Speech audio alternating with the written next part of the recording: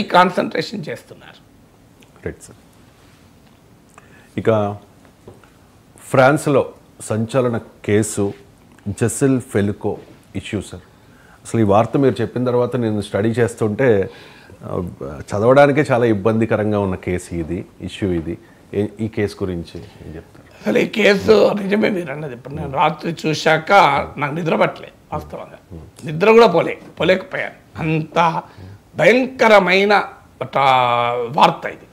సాధారణంగా రేపులు, అత్యాచారాల వార్తల గురించి నేను మాట్లాడాను, కానీ ఇది మాట్లాడాలి. ఎందుకు మాట్లాడాలంటే జెసికా ఫెలికోనే మాట్లాడింది, జెసిల్ ఫెలికో సారీ, ఆమె మాట్లాడింది. ఇంకా మనం మాట్లాడకపోతే తప్పవుతుంది. ఎందుకంటే సమాజానికి ఒక సందేశాన్ని, సంకేతాన్ని పంపించాల్సిన అవసరం ఉంది కనుక ఈ విచారణ నేను బహిరంగంగానే జరుపుకుంటున్నాను అని జెసిల్ ఫెలికో పిలిపించింది. అందువల్ల ఆమె బహిరంగంగా మాట్లాడింది, సమాజానికి కొన్ని విషయాలు తెలియాలి కనుక అని.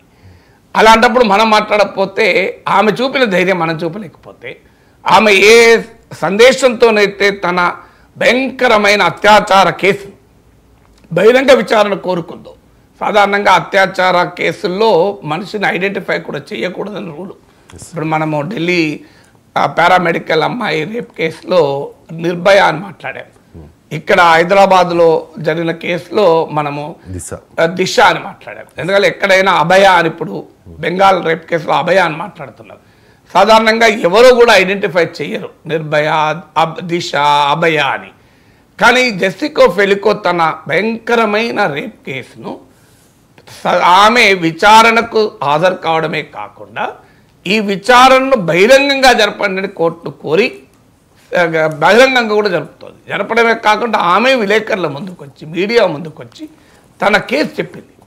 ఎందుకు చెప్పింది అంటే సమాజానికి ఇది అవసరం అని చెప్పింది కనుక నాలాంటి వాళ్ళకు కూడా అత్యంత హృదయ విదారకమైన అంశంపై కూడా మాట్లాడాల్సి వచ్చింది. దురదృష్టవశాత్తు మన తెలుగు మీడియా ఆ సెన్సిటివిటీ కోల్పోయిందా అని బాధేస్తుంది. నాకు తెలిసినంత వరకు ఇంకా నేను అన్ని పత్రికలు క్షుణ్ణంగా చదవలేదు, కానీ నేను చూశాను సార్. ఏ చిన్న వార్త కూడా, ఏ మూలం కూడా ఒక వార్త వేయలేదు సార్. అంటే మనం ఎలా స్పందన ఉంది అని ప్రపంచాన్ని కుదిపేస్తున్న వార్త ఇది. అంతర్జాతీయ మీరు జెసికా ఫెలికో అని కొట్టండి, ఫ్రాన్స్ ఉమెన్ అని కొట్టండి గూగుల్లో. ఇది ఏంటంటే జరిగిన సంఘటన మొదలు చెప్తాను, ఆమె చెప్పదలుచుకున్న సందేశం ఏంటి అని తర్వాత చెప్తాను. ఎందుకంటే జరిగిన సంఘటన కూడా జనానికి తెలియాలి. ఆమెకి ఇప్పుడు జెసిల్ ఫెలికోకు 71 ఏళ్ళు, ఆమె భర్త డొమినిక్ ఫెలికోకు కూడా 71 ఏళ్ళు, 71 years. ఆమెకు 3 పిల్లలు, కొడుకులు, కోడళ్ళు, గ్రాండ్ చిల్డ్రన్ కూడా ఉన్నారు. ఆమె ఇప్పుడు నాయనమ్మ. ఆమె 57 ఏళ్ల వయసులో ఉన్నప్పుడు, అంటే 2011 ఆ ప్రాంతంలో ఆమె పైన భర్తనే సామూహిక అత్యాచారం చేయించాడు. అది కూడా ఒక్కరోజు 2 రోజులు కాదు, 10 ఏళ్ల పాటు. అది కూడా ఆమెకు తెలియకుండా, ఆమెకు స్లీపింగ్ పిల్స్ ఇచ్చి, డ్రగ్స్ ఇచ్చి, ఆమె అసలు ఆమె ధ్యాసలో లేని పరిస్థితి, సోయిలో లేని పరిస్థితికి ఆమెను మార్చి, ఆమెను ఒక జీవోత్సవంగా మార్చి, ఆమె తాను అత్యాచారం చేయడము అనేది కాదు, ఆయన ఒక ఆన్లైన్లో ఘోరంగా చూడండి, ఆన్లైన్లో తన భార్యను అత్యాచారం చేసేందుకు వాడు ఇన్వైట్ చేశాడు మనుషుల్ని. 26 ఏళ్ళ నుంచి 26 నుంచి 71 years మధ్య వయసు ఉన్న వాళ్ళు ఉన్నారు. ఆ పైన ఇప్పటికీ ఐడెంటిఫై చేసిన వాళ్ళు కేసు అయిందే 51 మంది, భర్తతో సహా 51 మందికి జైలు శిక్ష పడ్డది. భర్తకి 20 ఏళ్ళ జైలు శిక్ష పడ్డది. 71 మంది, 92 మంది అత్యాచారం జరిపారు. ఇలాంటి అనేక రకాలైన ఆరోపణలు వచ్చాయి. 51 మంది భర్తతో సహా 51 మందికి శిక్షలు కూడా పడ్డాయి. అది 10 ఏళ్ల పాటు నడిపి దాన్ని రికార్డు చేసి అబ్యూజ్ అని ఆ ఫోల్డర్ పేరు పెట్టాడు. ఎంత దుర్మార్గుడు చూడండి. దాని ఒక డ్రైవ్లో దాన్ని భద్రపరిచి అబ్యూజ్ అని పేరు పెట్టి మొత్తం వీడియో సీక్వెన్స్, అంటే వాడు ఆహ్వానించిన వ్యక్తి, ఆన్లైన్లో వాడు ఇన్వైట్ చేసిన వ్యక్తి ఇంట్లోకి వచ్చి బెడ్రూమ్లోకి వెళ్ళి తన భార్యను అత్యాచారం చేస్తున్నది మొత్తం రికార్డ్ చేశాడు. ఆమె నిన్న మీడియాతో మాట్లాడుతూ ఉంటుంది. ఆ వీడియో ఆమెను కూడా చూపెట్టారు పోలీసులు. ఆమె అనుమతి మేరకు ఒక 26 ఏళ్ళ వాడు వస్తుంటే నా గుండె కదిలిపోయింది, చెలించిపోయింది. నేను వాడికి కూడా గ్రాండ్ మదర్ని కదా అన్నది ఆమె. నేను వాడికి కూడా అమ్మమ్మను నాయనమ్మను కదా అన్నది. సో ఇలా ఇందులో ఈ అత్యాచారంలో పాల్గొన్న వాళ్ళలో వీళ్ళందరూ స్ట్రేంజర్స్, ఎవరికి సంబంధం లేని వాడే ఆన్లైన్లో ఇన్వైట్ చేశాడు. ఇందులో ఒక జర్నలిస్ట్ ఉన్నాడు, ఒక ట్రక్ డ్రైవర్ ఉన్నాడు, ఒక సోల్జర్ కూడా ఉన్నాడు, సైనికుడు కూడా. ఇలా అన్ని రకాల వాళ్ళు ఉన్నారు.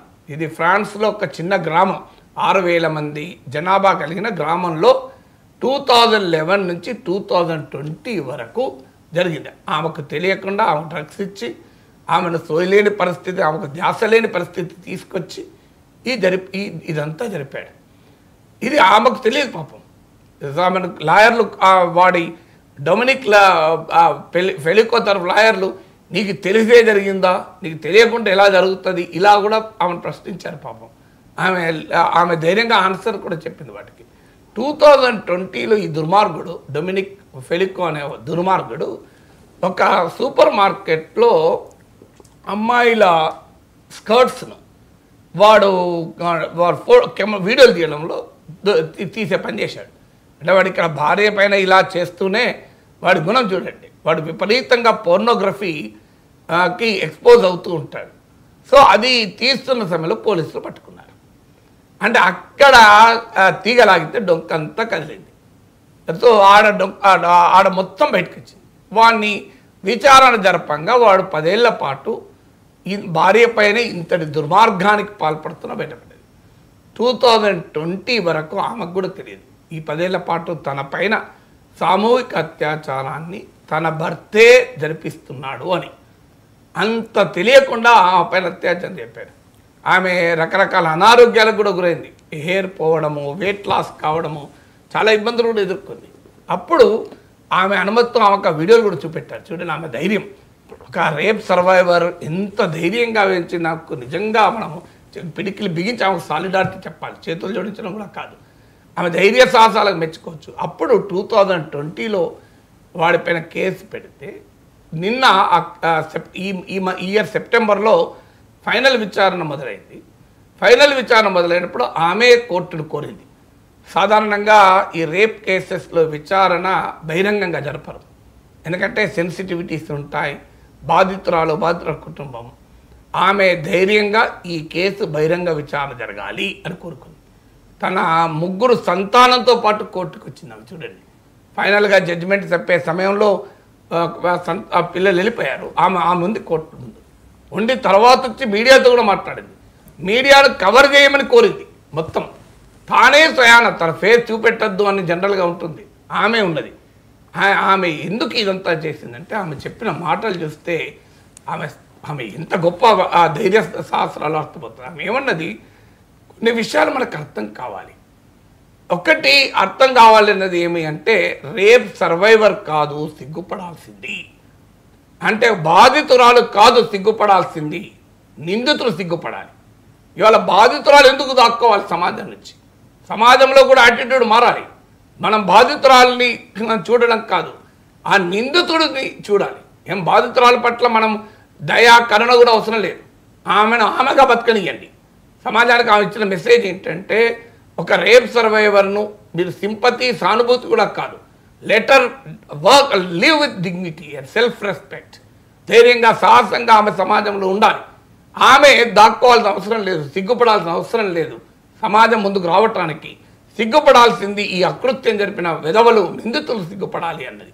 ఈ మెసేజ్ సమాజానికి పోవటానికి నేను ఎవరో ఐడెంటిఫై అవుతున్నాను, ఈ సామూహిక అత్యాచార బాధితురాలుగా నేను ఐడెంటిఫై అవుతున్నాను. ప్రపంచవ్యాపితంగా ఉన్న రేప్ సర్వైవర్కి ఇది ఒక సంకేతం కావాలి, సమాజానికి ఒక సందేశం కావాలి. మనం భయపడాల్సిన అవసరం లేదు, మనం ధైర్యంగా ఉందా, నిందితులు భయపడాలి, సిగ్గుపడాలి అని ఆమె ఇచ్చిన మొదటి సందేశం. రెండో సందేశం ఏంటి అంటే, ఎప్పుడు మనకు తెలియని వారు మాత్రమే మనం ఒక తప్పు ఏదో పొరపాటు చేస్తేనే అత్యాచారానికి గురవుతారని ఒక రాంగ్ నోషన్ ఉంటుంది. ఇప్పుడు మన దగ్గర కూడా అత్యాచారం జరగడంతోనే కొంతమంది రాజకీయ నాయకులు కూడా వ్యాఖ్యానిస్తుంటారు. ఒక్కతే ఎందుకు వేయింది, రాత్రి 9 గంటలకు ఎందుకు వేయింది, 10 గంటలకు ఎందుకు వేయింది, డ్రెస్ ఎందుకు అలా కవ్వింపు డ్రెస్ వేసుకున్నది, ఇలాంటి పనికి మాలిన సమర్థనన్నీ చేస్తుంటారు. మరి ఇప్పుడు ఆ తల్లి ఏం కవించింది ఈ దుర్మార్గుల్ని 51 మందిని? ఆ తల్లి చేసిన తప్పేంటి? ఆమె ఇంట్లో, ఆమె సొంత బెడ్రూమ్లో ఆమె భర్తే ఆమె పైన అత్యాచారం చేయించాడే, సామూహిక అత్యాచారం. ఇప్పుడు ఆమె తప్పేమైనా ఉందా? మన నీతో చెప్తాం, ఔటర్ రింగ్ రోడ్ మీద రాత్రి 9 తర్వాత ఒక్కతే ఉండడం ఎందుకు? మరి ఒక్కతే ఉంటేనే జరిగిందా, లేకపోతే జరగలేదా? అసలు 57 ఏళ్ళ ఆమె వయస్సు, గ్రాండ్ మదర్ వయస్సు, ఆమె సయాన గ్రాండ్ మదర్. ఆ సమయంలో ఆమె 22 ఏళ్ళ అందమైన కవ్వించేటువంటి బట్టలు వేసుకున్నదా? మన సమాజంలో ఈ స్టీరియో టైప్స్ అన్నిటినీ బ్రేక్ చేయాలి అని ఆమె సందేశం. అందువల్ల మనం ఈ మహిళకు భద్రతకు ప్రమాదము నీ ఇంట్లో, నీ తెలిసిన వారితో, నీ కుటుంబ సభ్యులతో కూడా ఉండవచ్చు, జాగ్రత్తగా ఉండండి. ఈ సందేశాన్ని పంపించదలుచుకున్న సమాజాన్ని అని జెసిల్ ఫెలికో మాట్లాడింది. ఆమె వీరగాథ నిజంగా చెప్పాలంటే, ఆమె పోరాట స్ఫూర్తి. ఆమె ప్రపంచానికి ఒక సందేశం పంపింది. సమాజమా, నీ దరిద్రపు ఆలోచనలతో ఇవాళ ఈ బాధితుల్ని హింసించకండి. సమాజంలో ఉన్నటువంటి ఒక అనాగరికమైన మానసిక భావదారిద్ర్యం వల్ల ఈ రకంగా అవుతున్న చూడండి. మీరు ఎంత భావదారిద్ర్యం శంకర్. అరే బట్టలు కవింపుగా వేసుకున్నారు. శిశువు పైన అత్యాచారం జరుగుతుంది. 6 నెలల శిశువు పైన 80 ఏళ్ళ ముసలామ పైన జరుగుతుంది. కవింపు ఎక్కడిది? ఇది భయంకరమైన ప్రవృత్తి కదా. ఈ మానసిక భయంకర ప్రవృత్తి పైన దాడి ఎలా చేయాలో ఆలోచించాలి తప్ప జస్టిఫికేషను ఆమె ఒక్కతైపోయింది, అన్నం తీసుకొని పోతే బాగుండు, తండ్రిని తీసుకొని పోతే బాగుండు, ఆమె యొక్క రాత్రిపూట 11 గంటలకు ఎక్కడ పోయింది? అయ్యా బెంగాల్లో జరిగింది ఏంటి?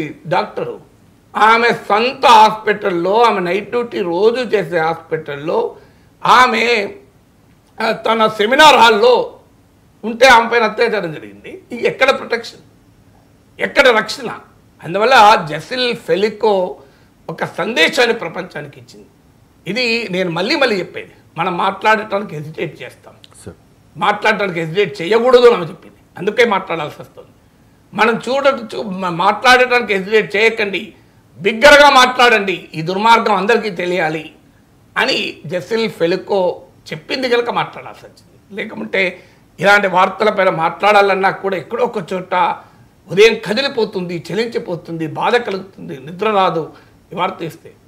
ఆ స్పందన నిజంగా తెలుగు పత్రికలలో లేకపోవడం బాధ కలిగిస్తుంది. ఎందుకంటే ప్రపంచం వ్యాప్తంగా ఉన్నటువంటి మీరు చూడండి, గూగుల్లో ఒక్కసారి BBC, CNN, మీరు వరల్డ్ మీడియా మొత్తం కవర్ చేసింది.